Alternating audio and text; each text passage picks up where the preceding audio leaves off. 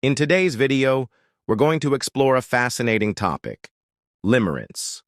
We'll dive into why adult survivors of childhood narcissistic abuse who have complex post-traumatic stress disorder, PTSD, are particularly prone to developing romantic attachments. First things first, let's clear up the difference between love and limerence. While these terms are often used interchangeably, they're actually two different emotional experiences. Love is a big mix of feelings and actions, like deep affection, care, compassion, and being willing to make sacrifices for someone else. In contrast, limerence is a state of intense infatuation and obsession with another person. It's often marked by crazy thoughts, compulsive behaviors, and an overwhelming desire for the other person to feel the same way. Now, let's figure out why adult children of narcissistic abuse and people with complex PTSD are especially vulnerable to developing limerence. There are a few reasons, and we'll go over them in detail. First of all, there's no single reason for this vulnerability.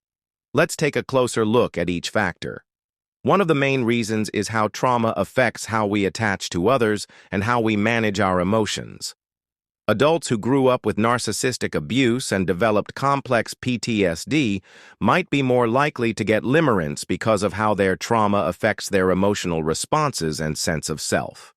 Another reason is the emotional manipulation and inconsistent validation that are often part of childhood narcissistic abuse.